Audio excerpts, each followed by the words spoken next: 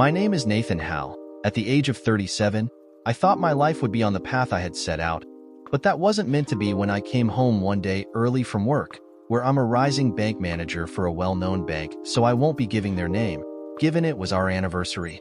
How stupid I was. I never saw the signs until it was right before my very eyes as my now ex-wife and her then boy toy intertwined on my bed.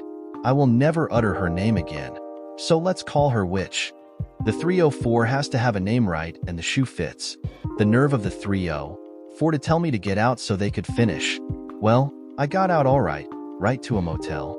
Ever sleeping in that bed again or that house? There was no telling how many men she's been screwing behind my back. A little about our former marriage before I go on. We married very young. That is what two stupid kids do when they're supposedly in love. I knew I loved her at that point in time. Now, I wonder if she ever loved me in the first place. Anyway, a year into the marriage, our daughter was born. Then 2 years after that, our son.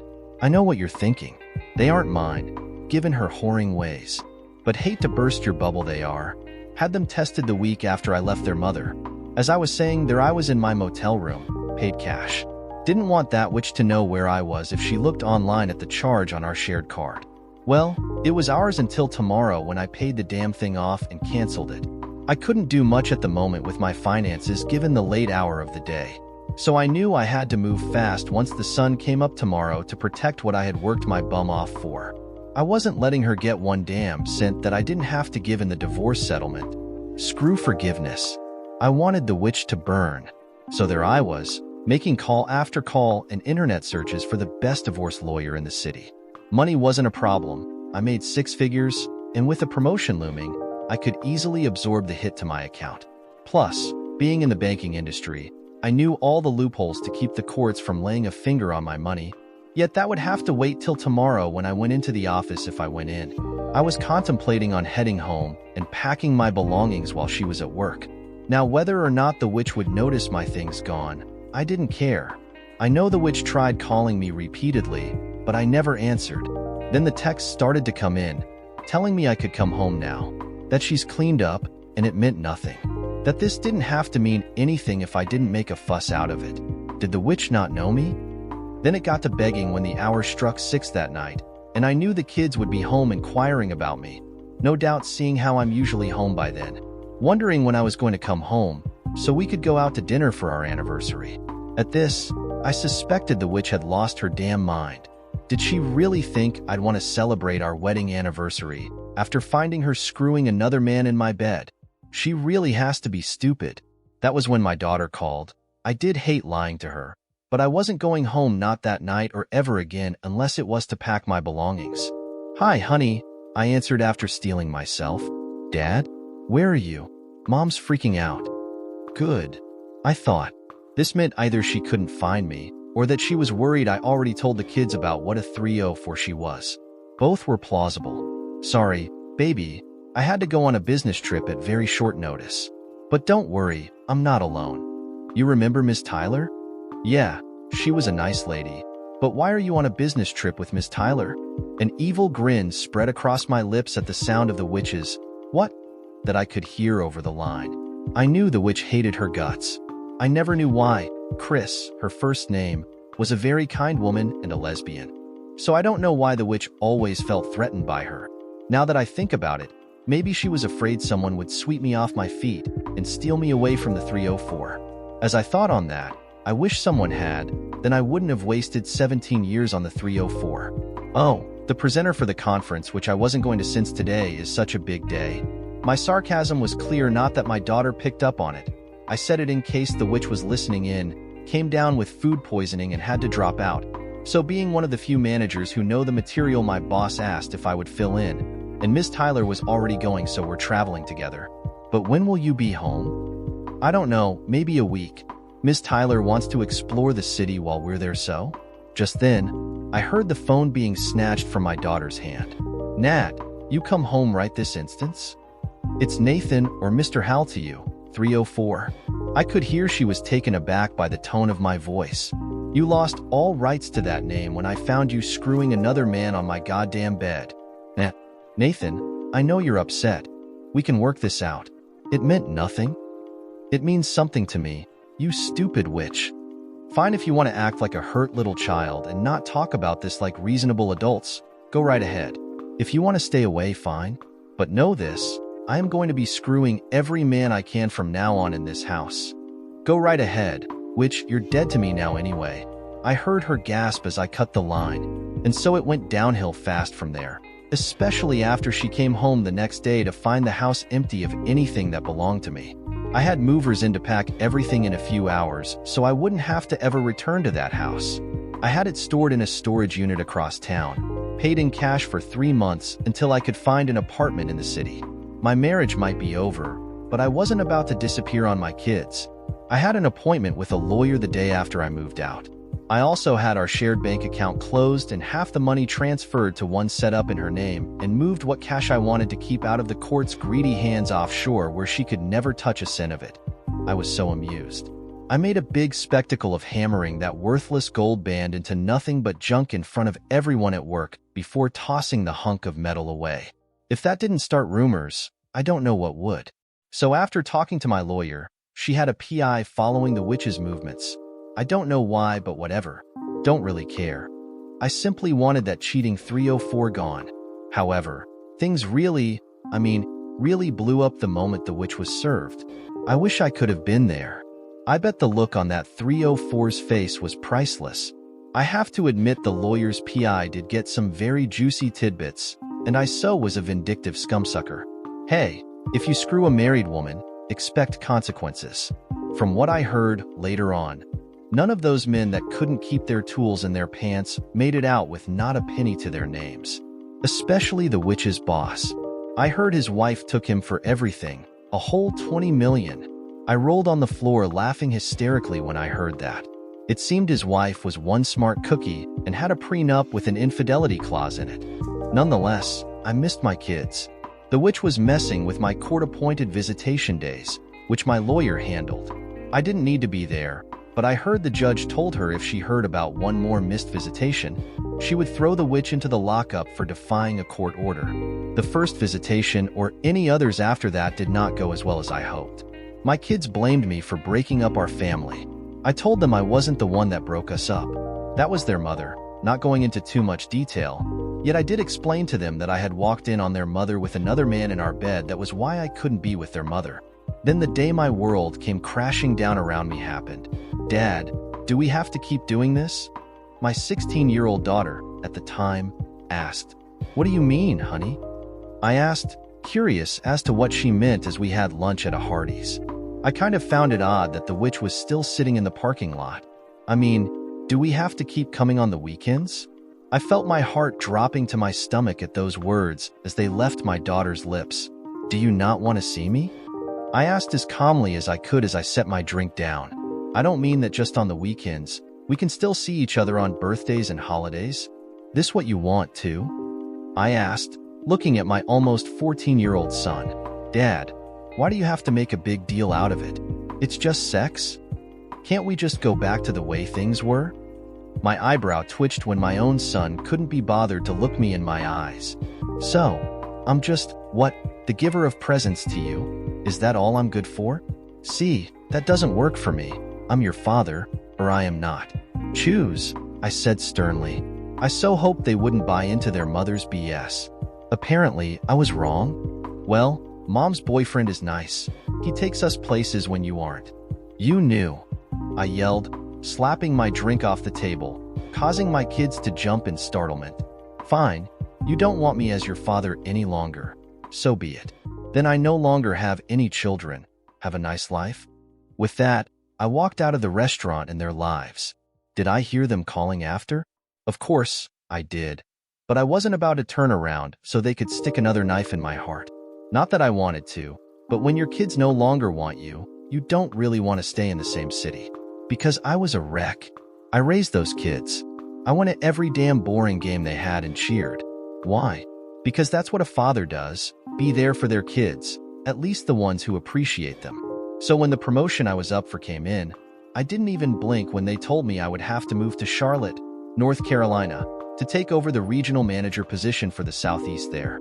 I had sold off the bedroom items I had bought for my kids, thinking they would want to be with me when I found a big enough apartment for us. Why keep things around when you know it's just going to make you feel even more miserable than you already are? Did the kids try to call? Of course. Did I answer? Nope. If they didn't want me, it would be better on my heart not to hear their voices. A person's heart can only be broken so much before it's irreparable. So when the time came to sign the divorce papers, the witch had the audacity to bring the prick she's been screwing behind my back along with her. This didn't need to happen in. Mr. Hal, the witch said with a smug look on her face which quickly faded when she noted my anger. We could have worked out an understanding between us. But you had to throw away 17 years. No 304, you did. The moment you allowed that prick between your legs, so don't blame this on me. And I wasn't about to let you string me along any longer, so you could have a live-in babysitter while you 304 yourself out? Alright, I'll admit I did. So what? I had a blast doing it. I looked down as my lawyer placed her hand on my arm, keeping me from doing something stupid. Miss Smith, we aren't here for you to antagonize my client. If that's all you're here for, then I think this meeting is over, and we'll see you in court, my lawyer said, gathering up her papers as she rose. All right, the witch sighed. The good thing that came out of all this was no alimony. The witch thought that scumsucker loved her and was planning on marrying him before the ink was even dry. Well, I say keep the screwing 304. At least make her turn tricks, then she would have earned that name. Pulling out my checkbook, the one check I was really looking forward to signing, writing out the full amount for the child support for the next 6 years, and giving it to my lawyer with a comment in the memo section that said, "Eat shit, choke on it and die." After signing the divorce papers and seeing the slight smirk on my lawyer's face as she read what I wrote, then sliding the check across the table as I rose, I no longer wanted to be in the same room with the witch. I felt soiled. What's this? That's the full amount for your child support. Don't expect another check. I heard my lawyer say as I continued my exit from my former life. You can't do that. There is no law preventing Mr. Hal from paying the full amount for his child support all at once. Nathan. I heard the witch scream, yet I didn't give a damn. That was the last thing she would ever get from me.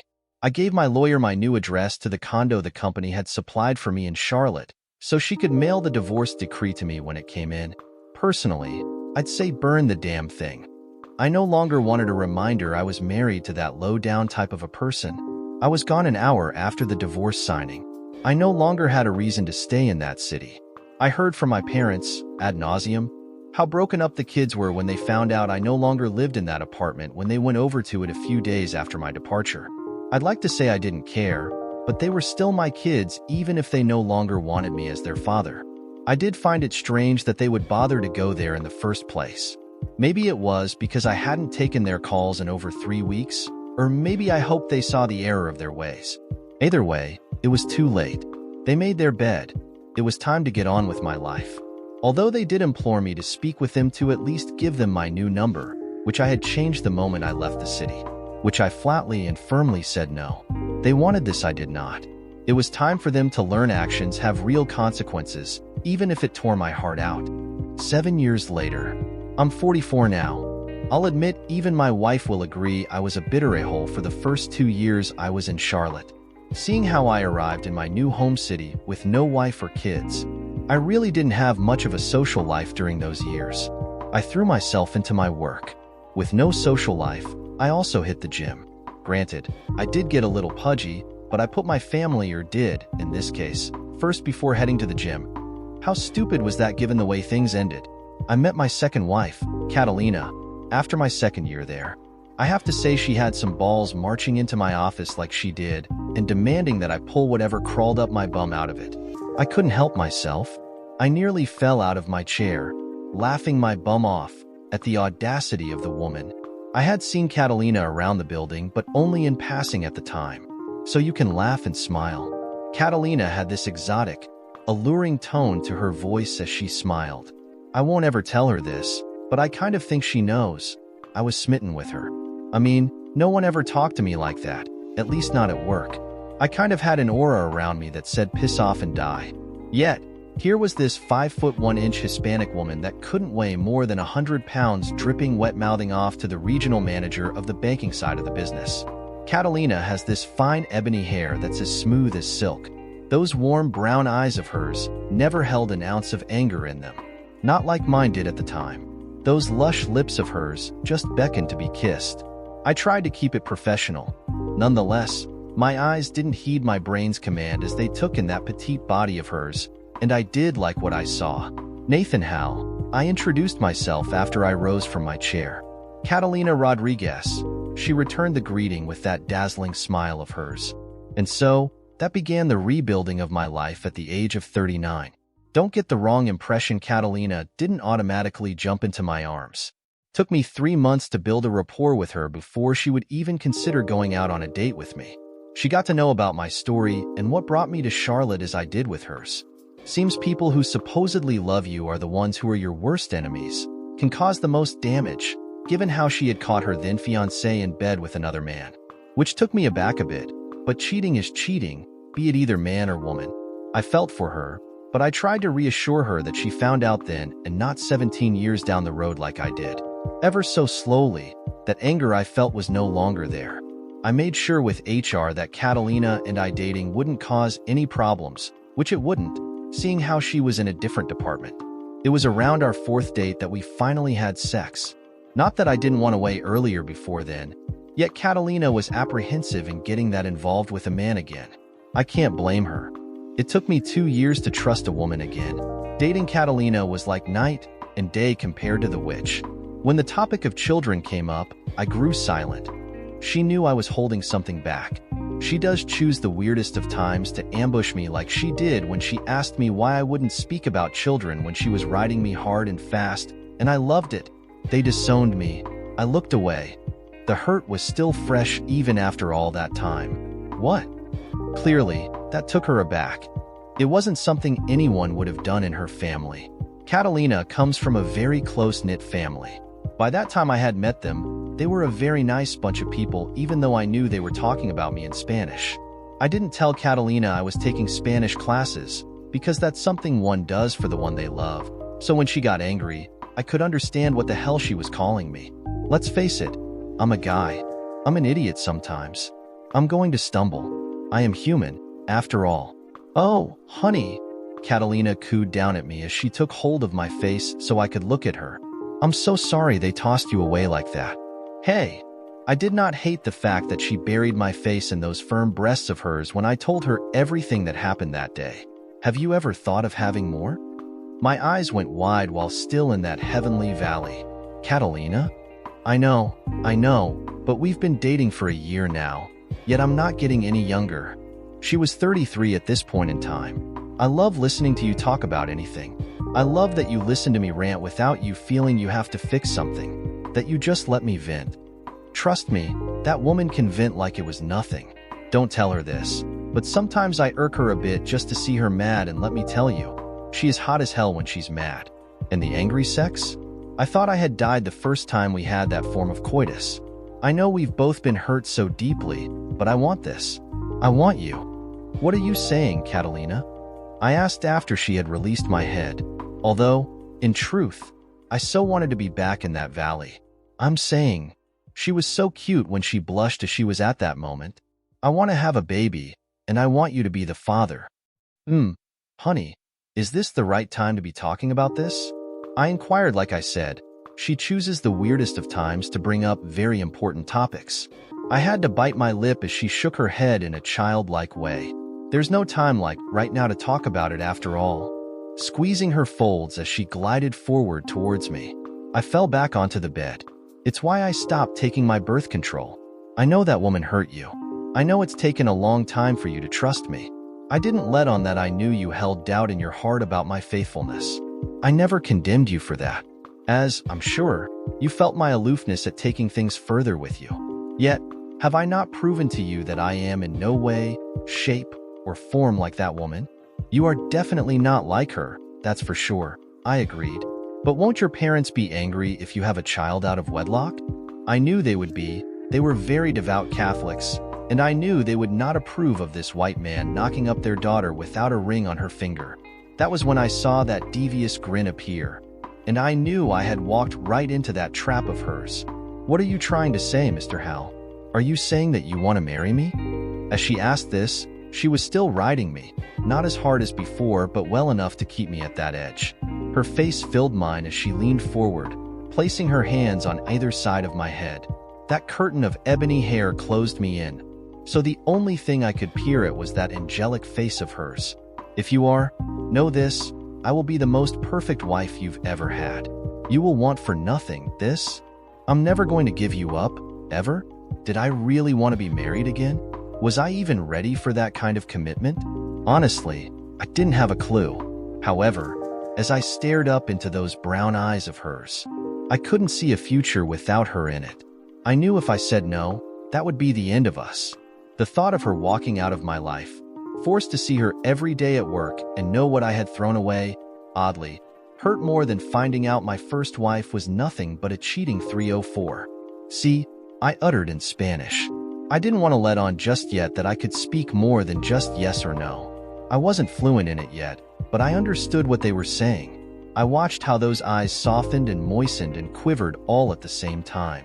Then she proceeded the ever-loving shit out of me, and I enjoyed every second of it.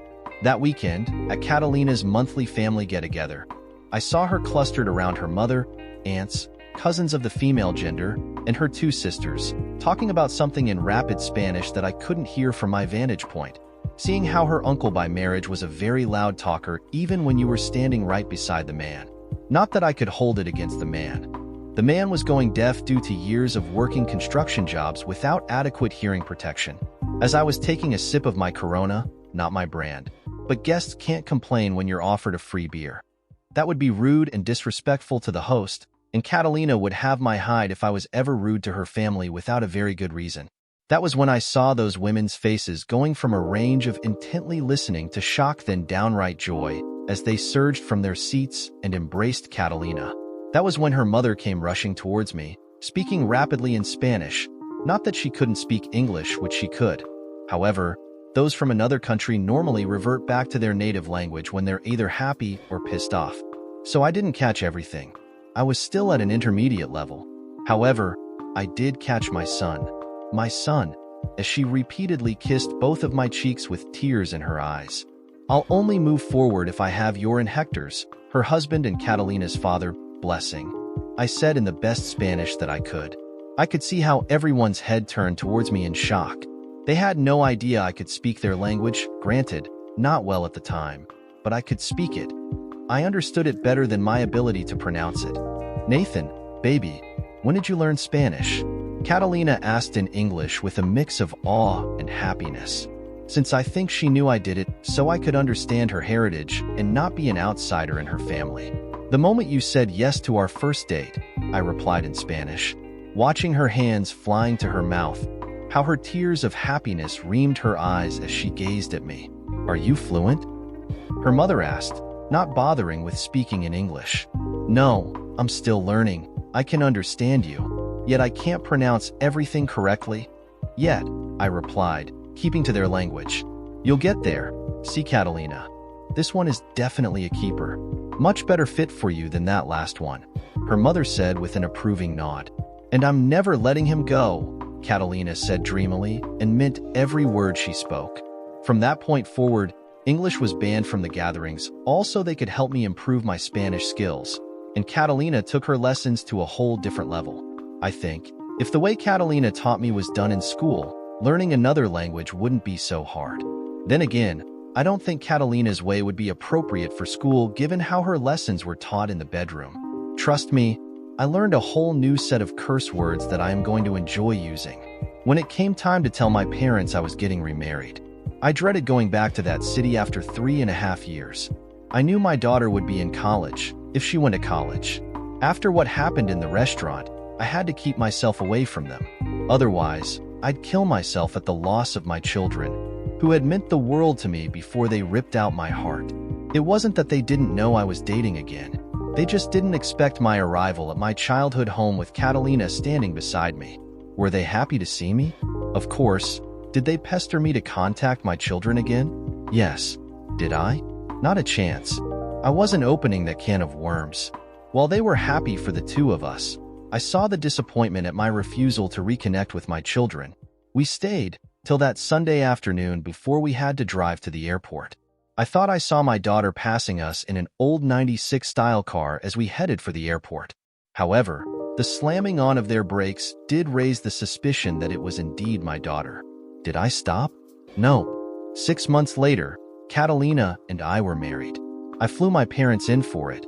They were not happy I didn't invite my kids, but they chose a side. They didn't want me in their life, so why should I include them in mine? What no one knew at the time was that Catalina was already a month pregnant. We honeymooned on a cruise line. It was nice, not my cup of tea, but nice. Then married life settled in. I knew what to expect. Catalina did not. Did she make some screw-ups? Of course, as did I. But we are human. We are fallible. Did her out-of-control hormones drive me crazy? Oh yeah, as I am sure some of my quirks did as well. Yet we talked. We worked through all of that like man and wife should. Not hiding, no fooling around on the other, or any of the crap the witch pulled in the 17 years I was unfortunate to know her. Then the big day came. The day Catalina's water broke while she was at her desk one day. I got the call immediately and rushed with all my haste to get to her. Our daughter, Alondra Hal, was born at 2 a.m. the next morning, crying to the heavens with fine ebony hair like her mother. As I stood there with bated breath watching the two of them, as Catalina held Alondra in her arms, I couldn't think of a more beautiful sight than how Catalina gazed lovingly down at our daughter in her arms. "I love you so much," Catalina cooed as she held my hand. "You've given me the most perfect gift I could ever ask for." Even covered in sweat due to the pain of childbirth, Catalina was still the most stunning woman I've ever had the most fortunate of fates to know. "And I love you, too, now and forever," I whispered as I pressed my forehead against hers before kissing her and my daughter. "Will you get them? They have to be dying to know what's happening?" Catalina asked, brushing her thumb along the back of my hand. "Sure, honey," I said with a warm smile on my lips. The women in her family clustered around the bed, cooing to my daughter while the men congratulated me. I thanked them, of course, but said Catalina did the hard part. All I got was a fractured hand, which, to my amazement, got a hoot out of them. So life moved on, like it always does. I think I went without sleep for a month one time during the first year after Alondra's birth because all I remember was a waking haze. Then again, I did experience that taking care of my other children. Alondra was not once brushed off or ignored. She was spoiled rotten. Catalina's relatives saw to that. I'm guilty as well, but I'm the dad. I'm supposed to spoil my daughter. It's in the unwritten code of fatherhood. 3 years had passed, and Alondra was in daycare. I was watching the feed that the daycare supplied to those with children in their care. I know Catalina watched it as well, seeing how she would call me to tell me to turn the feed on if Alondra did something she found adorable. We had taught Alondra both English and Spanish when she started to talk. I wasn't going to deprive her of that. After all, her mother sings to her in Spanish, and what child doesn't want to know what their mother is singing to them? Although I have no idea where Alondra learned Spanglish from, over the past few months, she's gotten into the habit of using all three in a conversation. That kind of threw me for a loop for a while before I read up on Spanglish. Were our lives perfect up to that point? No, nothing is perfect. Yet if you work together, stick with each other through thick and thin, and talk to one another, it could be damn near perfect. That was when my cell phone rang. I didn't know it at the time, but my past was about to catch up to me, picking it up and answering it without bothering to look at the caller ID. If I had, I might not have answered it. "Hello," I answered, smiling as I watched Alondra playing with her friends. "Dad," my heart was in my ears, pounding so loudly it almost drowned out my daughter's voice. "Dad, please talk to me." "Who is this?" I asked, knowing full well who it was. "Don't you remember the sound of my voice, Dad? It's me, your daughter." "The only daughter I have is 4 years old," I said before ending the call. How I hated to do that. I watched for a minute as my phone rang again and continued to ring and ring. "Yes? Please, Dad. Please talk to me." I could hear the tears as she pleaded with me. "What do you want, Amber? Is your new stepdaddy not making you feel all warm and fuzzy now?" I asked. My bitterness was very clear. What could you possibly want from the man that helped to bring you into this world, raised and cared for you when you disowned him for something new and shiny? "Please, Dad, can we not fight? Please." I heard the tone of her voice. I knew she was on the verge of a breakdown. Then tell me what you want so I can go back to watching my daughter. I am getting married. Well, lucky you. Let's hope you didn't take after your mother, or whomever it is you're marrying doesn't have a wandering eye. Because you know some of us take marriage vows very serious. I arched an eyebrow when it sounded like someone had taken the phone from Amber. Mr. Howe, I know you don't know me, but I'm your daughter's fiancé. Again, I have to reiterate. I only have one daughter. If you're speaking about the woman that was on the phone, I'm not her father anymore. Not my doing, that's on her. So what do you want from me? I asked, tapping my finger on my desk. Well, she was wondering if you would walk her down the aisle. And why can't her stepdaddy do that? If you're referring to the man your ex-wife married, that didn't last. Why am I not surprised? So, what do I tell her? Tell her to find someone else. I only have one daughter, I repeated. And don't call me again. Was I purposely cruel? Maybe, I'm not sure. I think my hurt, that's never gone away from their rejection, worked itself into my words. I shouldn't have answered my phone again, yet I did. I did miss hearing my daughter's voice. What? I sighed. Please, Daddy, don't hang up. I'm sorry, I was stupid.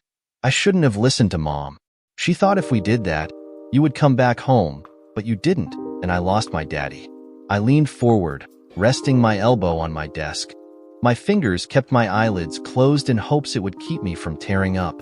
Yet that proved futile because here was my little girl, whom I helped teach how to walk, talk, build pillow forts, and every other childhood lesson one learns growing up, bawling her heart out over the line.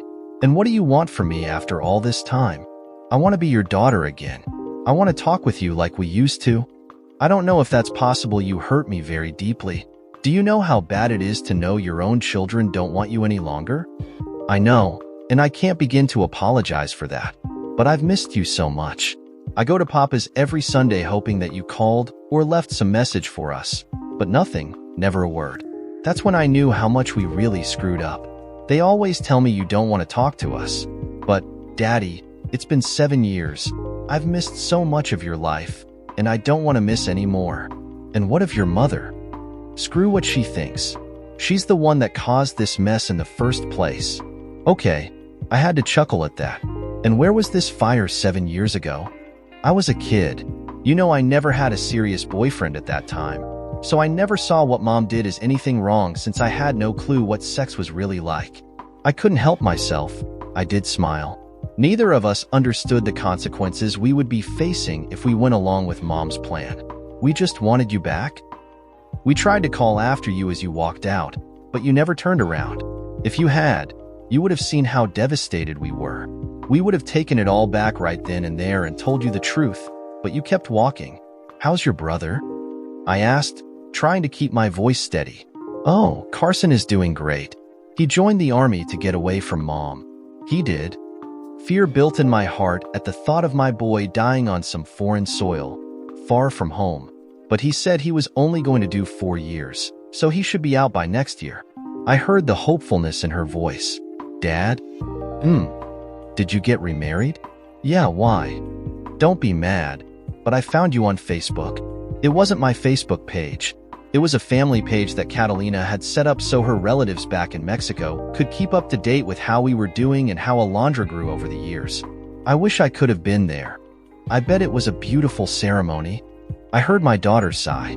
So, Dad, what's my sister's name? Alondra Howe, I stated proudly. She looks so adorable. I'd like to meet her when you're ready. No pressure. I heard the fear in my daughter's voice that if she pushed the subject, it would be the last that she would hear from me. Honestly, I couldn't really say on that subject. I was kind of torn at the moment. Dad? I want you to meet David. He's a good man. He reminds me of you. Would it be okay if we came to see you? We promise we won't impose on you or your new family. I'd really like to get to know them. I don't know. I'll have to discuss this with Catalina. I understand. Please, Dad, don't forget about me. Amber, I've never forgotten about you, I admitted. How could I? You're my daughter. I could never forget you. Oh, Daddy. I heard her sigh before breaking down again. Then I heard the rustling of something over the line. Mr. Hal, would it be all right if we called you back? Amber's going to need a moment. I looked at the clock, noting it was time to get Alondra from daycare, and it was my day to do so. Catalina and I switch off so one of us can have a few hours of peace before heading home to a rambunctious 4-year-old. Don't get me wrong, I love Alondra to death, but sometimes she can take it a little too far. Then again, that is the point of growing up, to test the limits of one's life. I have to pick up my daughter from daycare.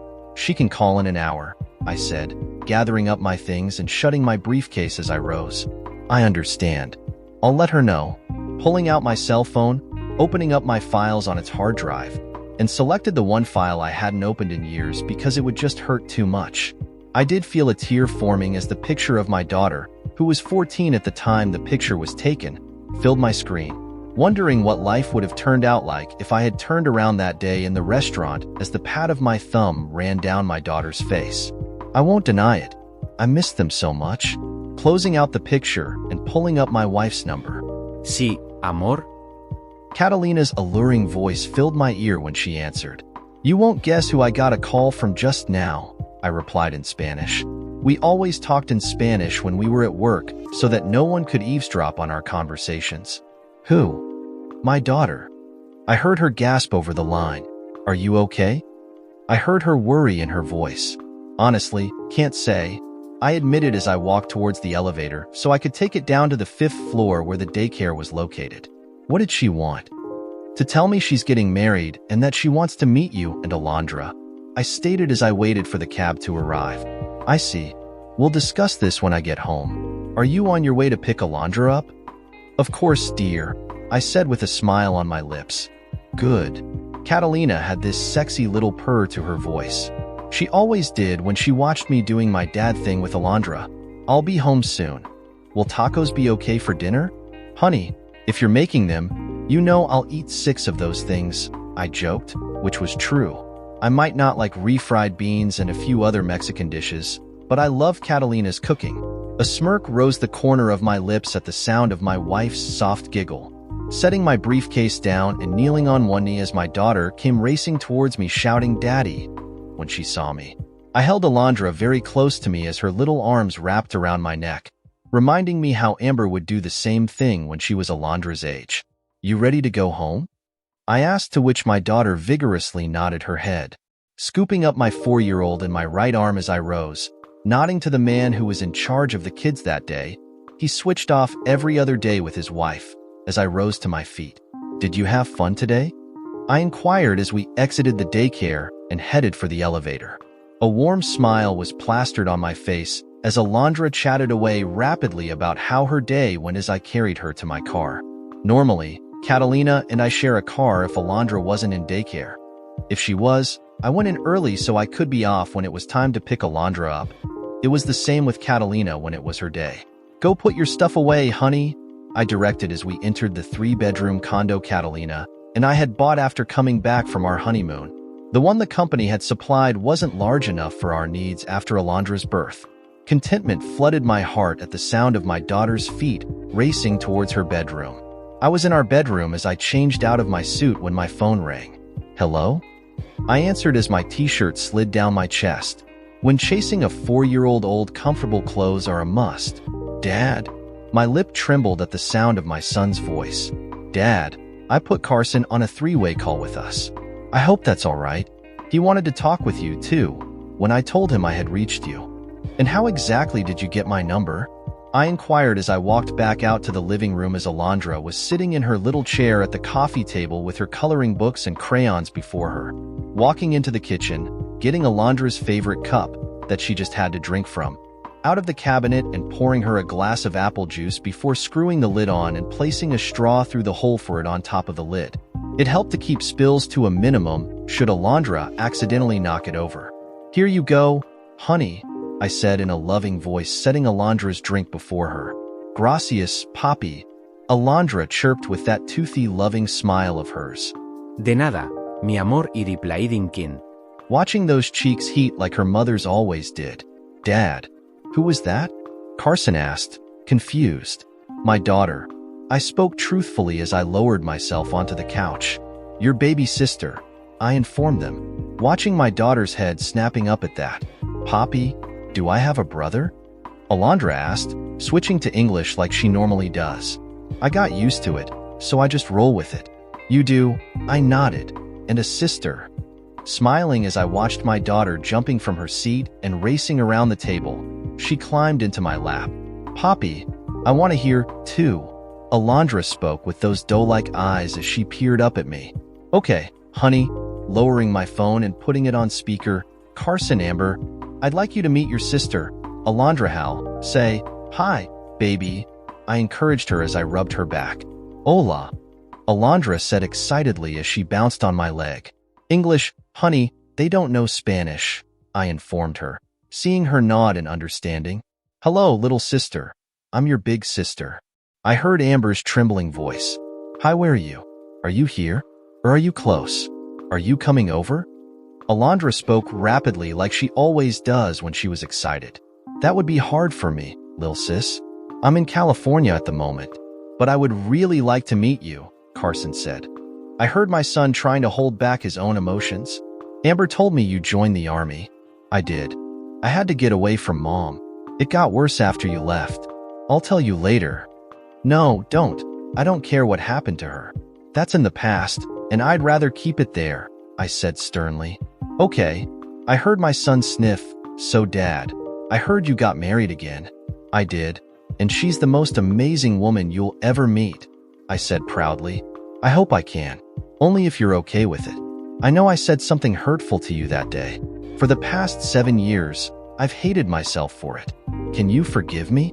I think we all handled that day very poorly. I let my emotions get the better of me, but I was beyond hurt. I know, Dad, and we can't apologize enough for it. But can we try to build back our relationship that we ignorantly destroyed?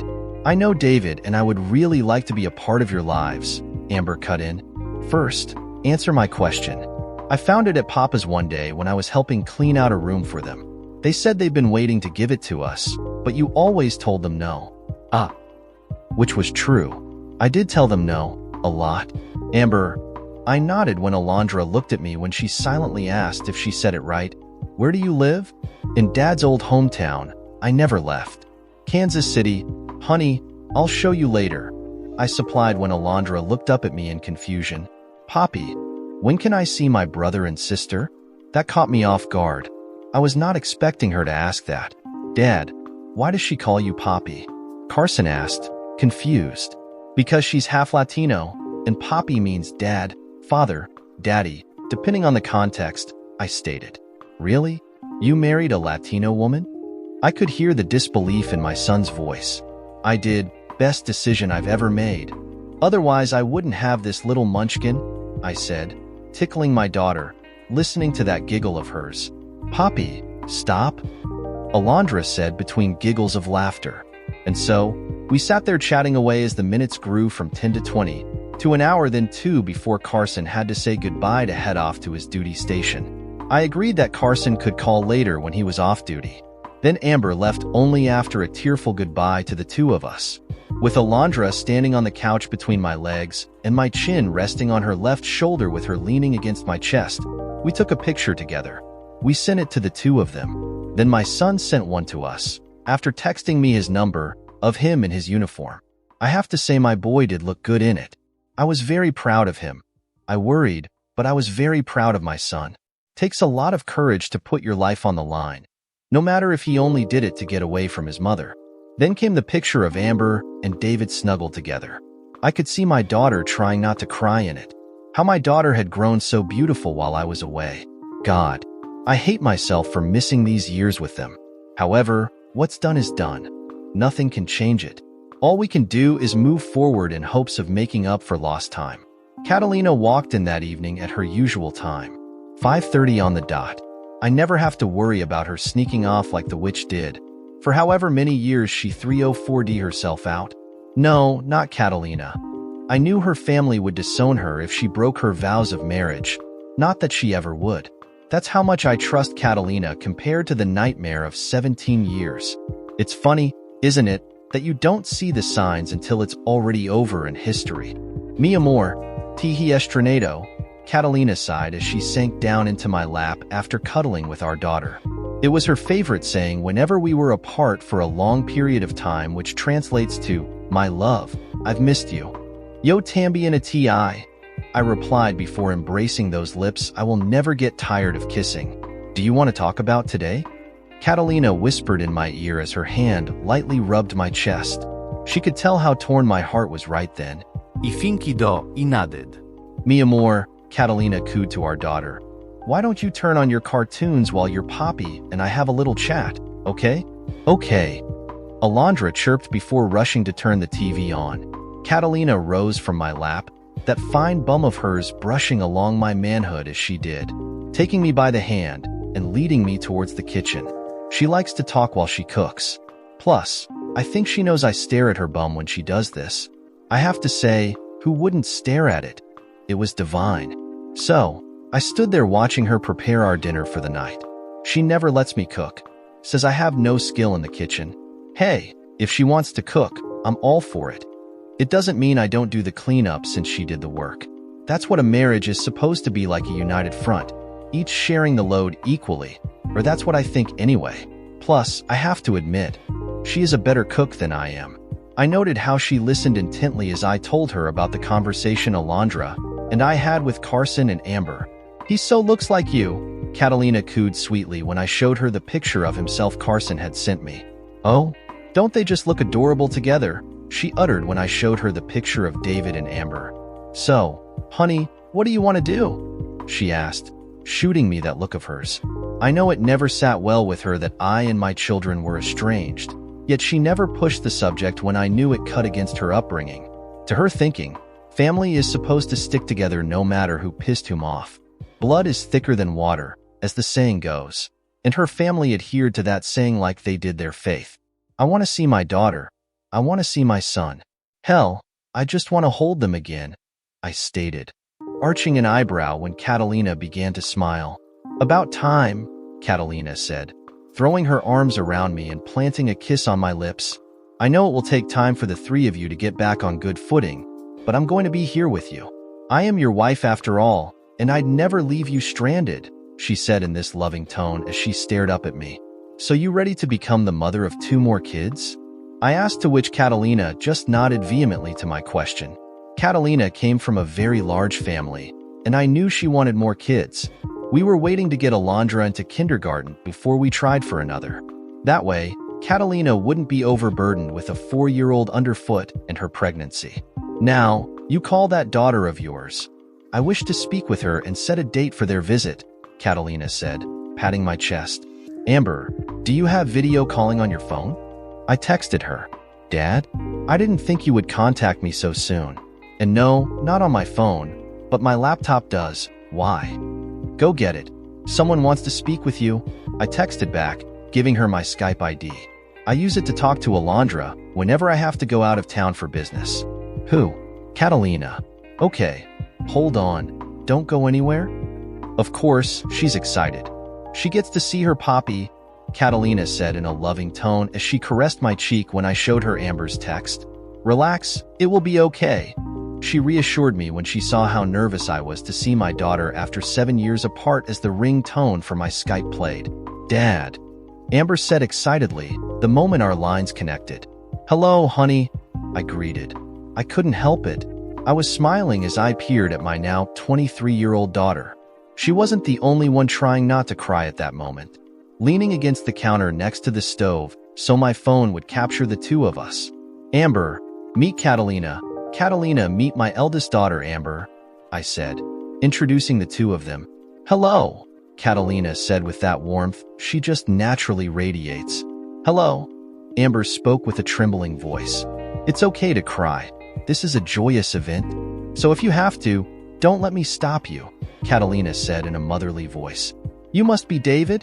she uttered when we watched as Amber's fiancé eased down beside her and wrapped his arm around her as Amber's tears of happiness ran down her cheeks as she gazed at me. "I am. It's nice to meet the two of you," David said politely. "I am sorry. I told myself I wouldn't cry anymore today," Amber uttered, drying her eyes. "Amber, it's fine. You should be crying. It's the natural thing to do." Now I hear from your father you'd like to visit us, Catalina said, giving me this look that said, see, that wasn't so hard, was it? Yes, we would, only if it's all right with the two of you. We can find. I will not have my stepdaughter sleeping in a cheap motel when we have a perfectly good room here, Catalina said, cutting Amber off, causing her to gasp. In my family, everyone is welcome here, and you are family.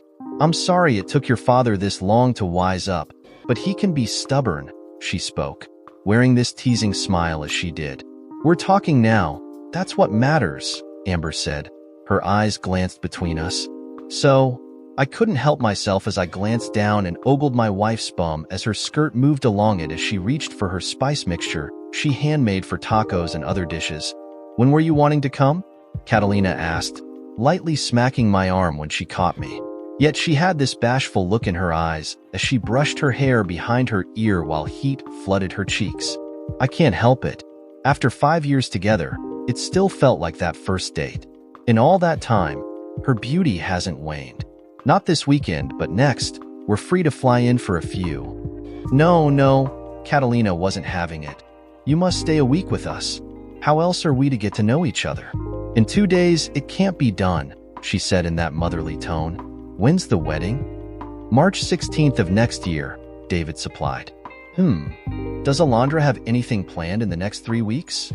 Catalina asked, looking at me, knowing I would remember off the top of my head. No, there isn't anything. Then you fly in on that Saturday and stay till the next Sunday. Since you're a part of this family and you're joining it soon, you must meet the rest of your family, Catalina spoke as she stirred the sizzling meat and the onions mixed with green peppers. She likes the heat. I can't handle that high, so she only uses jalapeno peppers and bell peppers to cut down on the heat level. Dad, you okay with this? I could see how nervous Amber was as she waited for my answer. I am. I want to see you, honey. I've missed you so much, I said truthfully. And I missed you too, Amber said, trying not to let her emotions get to her. David, can we? Of course, baby, whatever you want. I hate to admit, what father likes some guy when he's dating his daughter, but it seemed to me David was a pretty decent guy. We'll just have to put in the request for the time. You two work together? I asked with an arched eyebrow. We do. I got a job as a pharmacy tech, and David is the manager of the store I work at. I noted how my daughter had this loving gaze as she peered at David. Don't chide them. Remember we met at work too, Catalina said with this sexy little smirk of hers. You did? Amber asked, her interest pegged. It's not an appropriate story with a child within earshot, I said, hearing the sounds of my daughter's feet racing towards us. Mama, may I have some more juice? Alondra asked, holding up her glass. Of course, mi amor. Wiping her hands on the dish towel that hung on the oven's door handle. Poppy, who are you talking to? Alondra asked, peering up at me and my phone. I noticed how Amber had her hands cupping her mouth when Alondra stood before me. Your sister, I answered, smiling down at my daughter. Really? Alondra uttered in a high-pitched squeal. E. She waved ecstatically as she bounced on her feet. Hello, Alondra. It's nice to see you, Amber said sweetly. You look so pretty. Are you coming to visit? Alondra asked again. Very soon, and thank you, you're adorable, Amber nodded. I know, Alondra said with a wide grin as she swooned. Alondra, why don't you go back and watch your show while we work things out? Catalina said in a loving, motherly voice as she bent down and handed Alondra her drink. Bye, big sister. Alondra waved up at my phone before scurrying back to her cartoons, or that's what I thought she was doing, only to have Alondra run back into the kitchen 10 minutes later with a drawing she had just made. Look, Poppy, she said excitedly as she held up the picture of 5 crudely drawn stick figures standing beneath a blue sun. And what do you have there, Corito? I asked as Catalina turned to look at it as well. A picture of all of us, Alondra said proudly. Oh, that's you, Mama, my brother and sister, and that's me, Alondra said, pointing to every person on the drawing. But why a blue sun? Because it's pretty, Alondra said as if that was a logical response, which to her probably was. Not that I would criticize my daughter's artwork. That would be poor of me as a father. Well then, Shouldn't we put it up on the fridge for your sister to see when she comes? I asked, to which Alondra nodded her head very vehemently. Go on, let your poppy and I finish our discussion with your sister, Catalina said, guiding Alondra out of the kitchen after she had hung the picture on the fridge's door. Okay, dinner is almost ready. We must say goodbye for now. It was very nice meeting you. I've wanted to ever since your father told me about the two of you. But you know how stubborn your father can be, Catalina said, getting a giggle out of Amber. You two have a good night, and don't hesitate to call. We will, by Dad. I love you. We'll call when we know something about our vacation, Amber said, pressing her fingers to her lips before lightly touching the screen on her laptop. Now the handsome father should set the table, Catalina said, giving me that look that I knew meant one thing. I was so getting screwed tonight. God, those tacos were good. I ate four that night. As I led Alondra to her bedroom, I peered back at my wife, who sauntered seductively to our bedroom that was on the other side of the condo, watching how she reached back and slowly lowered the zipper of her skirt, allowing it to cascade down her legs and pool on the floor, showing off that firm apple-shaped bum. Her black thong parted her bum cheeks. I felt my manhood rousing, knowing just what she would be doing while I read Alondra a bedtime story. That was the longest 20 minutes of anticipation I've ever had, knowing my hot wife was just across my home getting herself ready for tonight's event. The sweet scent that she always wore when she readied herself for our night, mostly nightly lovemaking. Sometimes it didn't happen. It happens after all when you have a young child you're raising. Sometimes you're just too damn tired for sex. That didn't mean we didn't get each other off. There she stood, her hands pressed against the doorframe of our bathroom. My lips instinctively smacked. Our condo complex has a gym on the ground floor, so we stay fit. Not ripped muscle out the bum, but enough definition to know we have them well in Catalina's case. I still have the hard body I earned in the 2 years of going to the gym every day. So is my amour ready for the ride of his life? Catalina asked in this sultry tone as those brown eyes of hers ran down my body as I quickly stripped. Levami el cielo, I replied, watching those eyes of hers flare then narrow as the fires of her passion grew as my words settled in her ears. Heaven? Huh. Catalina mused as her index finger pressed on the middle of my chest as I walked backward to the bed, only to have my knees buckle, dropping me down onto its surface. Have you met you? I asked with a coy grin. Definitely heaven. That's so, Catalina purred before her lips hungrily tore at mine as her inhalation of breath was loud in my ears, hearing her light mewing in my ear as I nibbled lightly down the side of her neck. Then let me take you to seventh heaven, Catalina purred in my ear. Lead the way, I replied like I was ever going to pass up the chance to feel the inside of that velvet pocket of hers. I wasn't that damn stupid. Her eyes always had this warmness and sultriness to them whenever we had sex, telling me only I was on her mind and always would be as she eased off my lap and slid onto the bed. I watched how those predatory eyes of hers were on me, well, as she zeroed in on her prey. Then you just enjoy it as this angel takes you to your afterlife. She stared up at me with those love-filled eyes. When she cursed in Spanish when Alondra was staying at her grandparents' house. I learned so many new words that way. Yet not that night. No, that night it was simply the soft whispers of two people in love with one another whispering sweet nothings to one another. As always, life moves on. Carson did call the next day, which I didn't mind, apologizing for not doing so that night, seeing how he forgot it would have been 11 at night on the East Coast when he got off duty. He didn't want to call so late and wake up Alondra, which I can understand. Alondra is hard to get back to sleep if she is awoken too soon from her slumber. By the time we got off the phone, 2 hours had passed, and I had yet to do a damn thing at work. Then again, as the boss, I could get away with it. After 2 weeks of Alondra asking when her sister was coming kind of got on my nerves. Well, she is 4 years old, so it kind of went with the territory. So, when the time came for Amber and David to fly in, I kissed my wife and slipped out of our condo early in the morning. Catalina wanted to go with, yet getting Alondra up at 5 o'clock on a Saturday morning was like asking someone to part the Red Sea. Impossible. All through the drive to the Charlotte Douglas Airport, I was a nervous wreck. As I stood there waiting for my daughter's flight to come in, my eyes never left the arrival board as I paced. I noticed the TSA agents eyeing me. Yet, they never approached. Then the moment happened. The moment my eyes locked onto Amber's as she and David made their way through the crowd. I saw the man nod before Amber bolted into a run as she raced towards me. "Dad!" Amber shouted in joy as she rushed towards me with open arms. I saw the tears glistening in the airport lights as they ran down her cheeks. "Dad!" Her cry was muffled due to her face being buried in my chest as she hugged me hard. I admit I hugged her hard right back. After all, this was the first time I had seen my grown daughter in 7 long years. I was not letting her go. We got some looks from people I didn't care. We stayed like that for 5 long minutes. I noticed David was standing there patiently watching us. He had to be 6'1", given he was taller than I was, and I was 6 feet tall. His brown hair was cut neatly and combed. It showed me he cared about the image he put out in the world instead of the unkempt hair of her past boyfriends I remembered. His clean-shaven face showed a blue tinge to it. While his clothes weren't formal, they did show he wanted to impress me.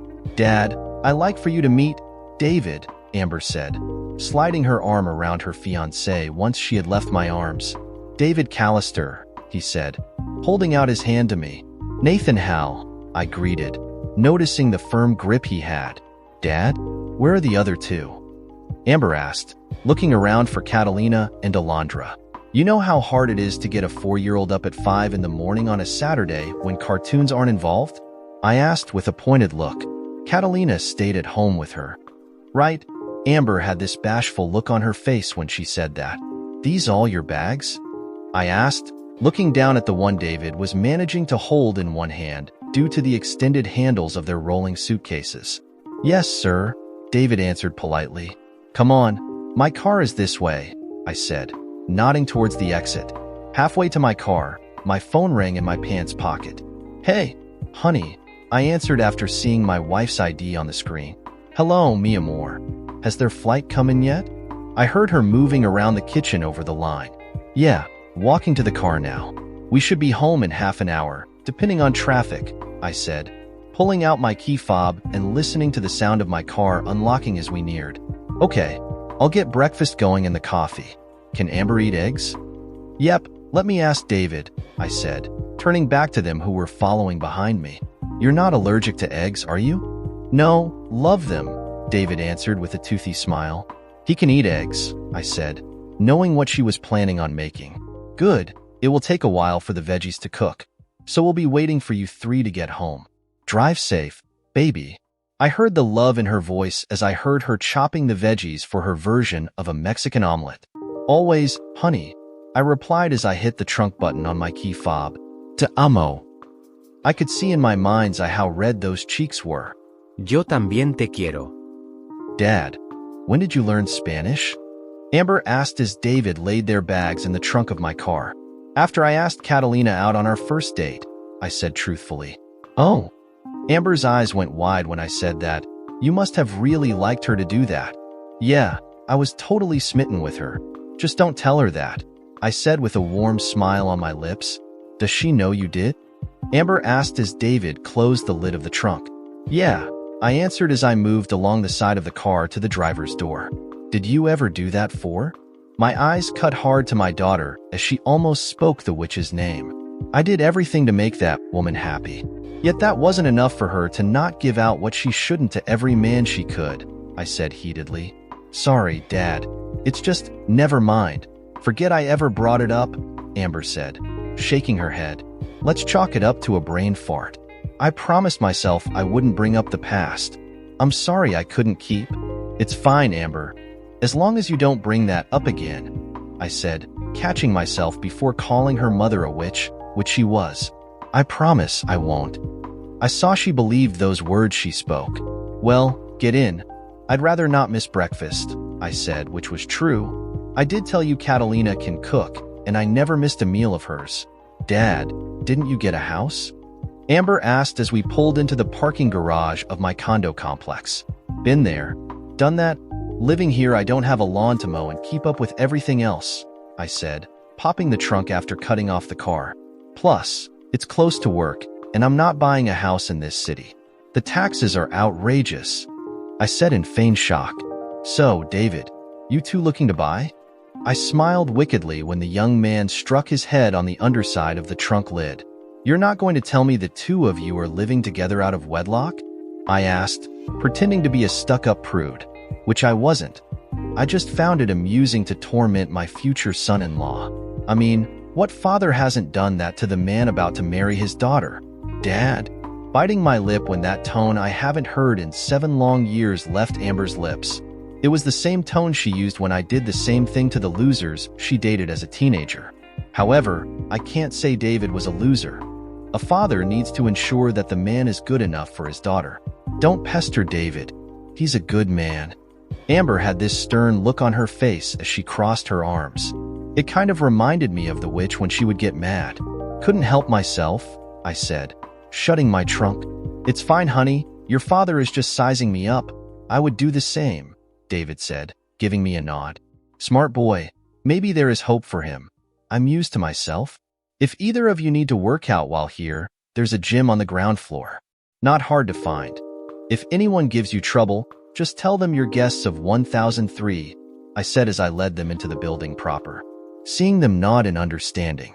I wasn't going to say anything, but you look good, Dad. I don't remember seeing you so thin, Amber said as we walked towards the elevator. Well, I had 2 kids to raise, and going to the gym was a distant second in making sure you and your brother had what you needed, I answered, pressing the call button. Can I ask, Mr.? Call me Nathan, I interrupted. Can I ask, Nathan, when you married your new wife, did you delve into the Latinx culture? Did I say something wrong? I saw David look at my daughter when I had a scowl on my lips. I'm going to say this once, so let this be a warning to you. Do not, I repeat, do not call them that. They hate that word. It's like calling a black man or woman the N-word. It's either Latino or Latina, nothing else. Understood? I said firmly. I meant no offense, David profusely said. I know, but it's better me telling you this now than you saying it in front of Catalina or her family. You wouldn't walk out alive. They really hate that word. They feel it's as if the white man is trying to erase their culture because people today want to push their views on a group of people who know exactly who they are, I said, paraphrasing the rant I heard Catalina having about it to her cousin when we were dating because a few people kept calling her that at work. Seriously, could they not tell she hated that word? Some people are just idiots, I guess. I understand. No wonder Pablo constantly gives me the stink eye. I heard David whisper from behind me as I stepped onto the elevator. Catalina and Alondra can understand English and speak it. If the two of you can't speak Spanish, don't try, I said, seeing their nods in the reflection of the elevator door as I pressed the floor button for my condo. The moment I entered the home I shared with Catalina, my face lit up seeing my wife and daughter, who were still in their PJs, standing there waiting for me to return. With my customary kiss in and the hug to my legs that Alondra gave me, I stepped aside to let the 2 people who have been the most important people in my life for the past 5 years gaze at my grown daughter and her fiancé. Amber, David, I'd like you two to officially meet my wife Catalina, squeezing Catalina into me, and my daughter, your sister Alondra, I said, watching my eldest daughter lowering herself to her knees before holding out her arms to Alondra. Hello, baby sister. I'm so happy to see you. I heard my daughter whisper as she hugged Alondra and gently rocked her. Hello, Mrs. Howe, David said, holding out his hand to Catalina. Catalina, please, a family shouldn't stand on formalities, Catalina said. I noted how David was taken aback when Catalina hugged him. Nat, why don't you show them to their room, and I'll get the omelet started. I hope you two are hungry because you won't be after breakfast, I said, leading the 2 of them to our guest bedroom with Alondra running in front of me. What are you doing, you little goof? I asked in a teasing light as Alondra danced in front of the room. Nothing. Alondra replied with her trademarked toothy smile. When you're done unpacking, there's coffee in the kitchen if you two want any, I said, standing in the doorway with Alondra beside me, holding my hand. We will. We skipped breakfast to make our flight on time, Amber said, laying her suitcase on the bed. Good, because Catalina likes cooking large meals. Reminds her of her childhood. We'll let you two get settled. Come on, honey, let's give them some privacy, I said, lightly patting Alondra's hand. See, Poppy, Alondra replied as she gazed up at me. He seems nice, Catalina said offhandedly as I walked into the kitchen while Alondra went to watch her My Little Pony show. He does, a rather polite fellow, I answered as I got mugs for all of us. It smells heavenly in here, Amber said from behind us. I would have thought she would have unpacked. Couldn't wait for that coffee. Don't want to pass out before breakfast, she said as if she read my mind. Thank you, Catalina said, taking pride in her skill as a chef. I saw her eyes lighting up as I set the fresh cup before her. Creamer is in the fridge, or there's milk and here's the sugar, I stated.